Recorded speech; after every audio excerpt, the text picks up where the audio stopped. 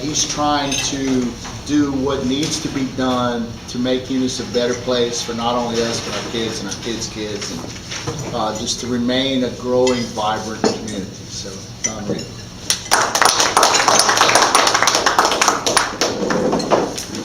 Not used to getting applause before I eat lunch, or while I'm eating lunch.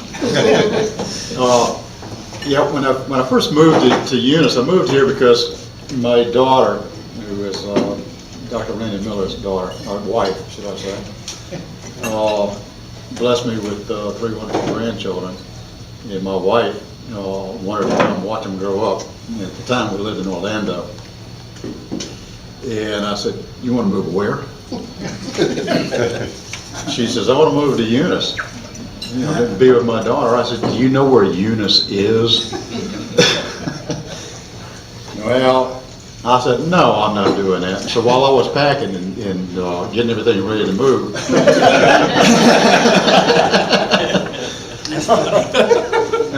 I got to tell you that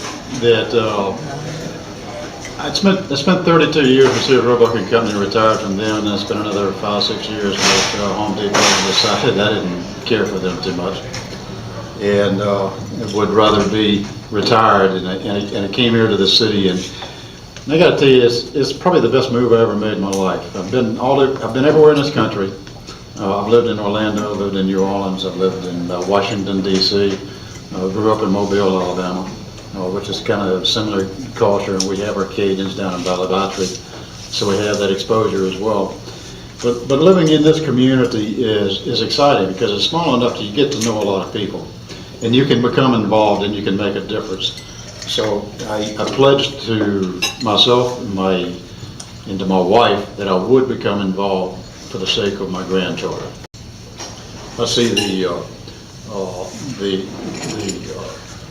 industries or the businesses along Highway 190 are starting to take more pride. I see some upgrading in their facades on their buildings, a lot of painting. H. Brown, Desautel's, the paint store, the place right across the street from Desautel's that sells the interior decoration stuff. Yeah. And Dr. Hynen's office that he built on 190, a lot of changes is going on here. And Donna Baltegas and her involvement in keeping America beautiful and keeping Eunice beautiful, I'm seeing a difference in pride. But at the same time, I still see the guys pull up in service stations, they pull out the road and wait for the traffic to clear the roll, the windows down, and they dump their trash out. And I'm thinking, how can we get them to change? It's one of our opportunities. I don't want to keep you too long. I just got to tell you that, at the price of your lunch is to listen to me for lunch, this is an expensive lunch for you.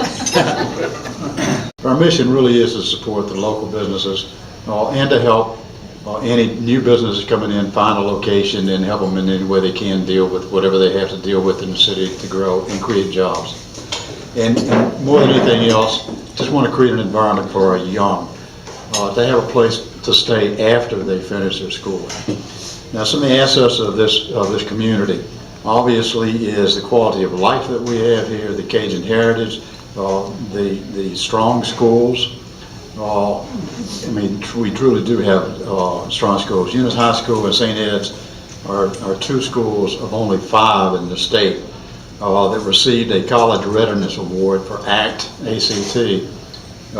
the year 2009. That's pretty awesome. So I'm proud of the schools that we have. I'm also proud of the relationship that the schools have with one another. The recent jamboree that they had there, I think it was a phenomenal fundraiser. I've heard numbers in excess of $50,000 that they raised in a jamboree. That's pretty awesome. They get a Catholic school and a public school to work together and come up with that kind of answer.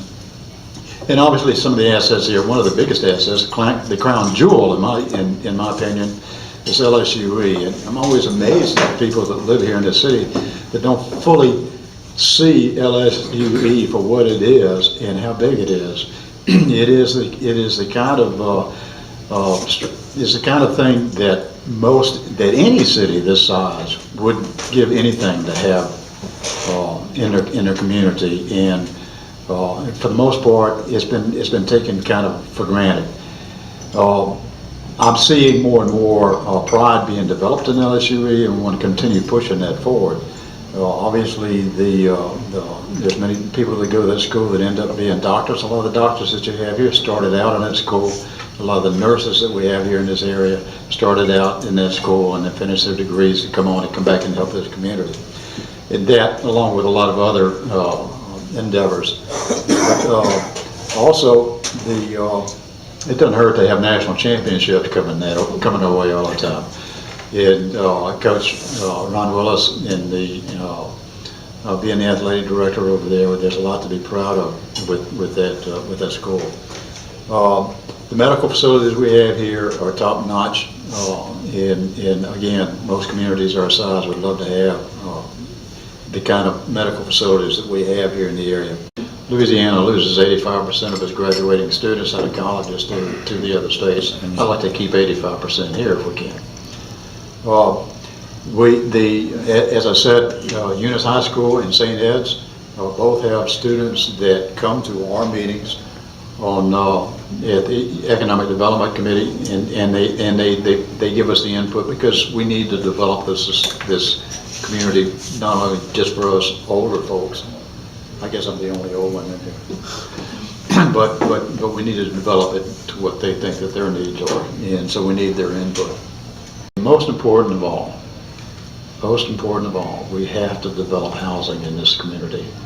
And housing being the apartment complexes that our students not only could live in, but also temporary people or short-time people that are involved with whatever's going on in the development of the petro community as we go forward, and this money is being spent in Lake Charles. But we also need homes. We need homes that if somebody wants to move here and they're making $50, $60, $70, $80, $100,000 in income, that they can go find homes that are relatively near that they would enjoy living in. And so that means that we need to take a good look at how everything is structured in the city, and try to get some outside interest or inside interest. Some of you people that's got a lot of money, invest in and start building some neighborhoods. Start developing the city to the point that we're going to have an influx. We're going to grow whether we want to or not, and it's best to get prepared for it. To that point, we are working we're working with the Eunice zoning board with their Economic Development Committee, so we can match up where we want to go with where they are, where they want to go, and we want to push them to the next level. Most everything this zoning board here has been developed for the housing industry back in the 1950s. We need to bring it up to speed and develop it. It would help everybody in here. We sell more furniture. We get more residential loans for building houses. You name it. It helps the entire economy.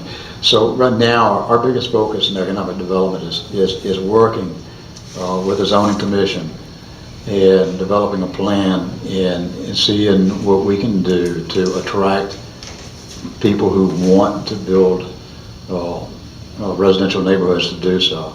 Robert Futch is from what my understanding is, he's going to build some houses along 190 out the old the Miller property that just recently sold out there, next door to my son-in-law's property, I guess. But he's going to build 4 or 5 really nice homes there, and the really nice homes are probably available, but we need some homes for that medium income group as well.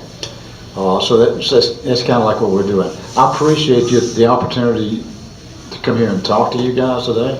I ask for your support in the development of economic endeavors as we go down the road. We have meetings in City Hall, in the mayor's office, the mayor's conference room on the 1st and 3rd Thursdays of each month. Any of you are welcome to come. Any of you in business owners that would like to become a continuing part of it, I'd like to talk to you. There's plenty of work to be done. There's plenty of people to talk to, and with that, I thank you very much.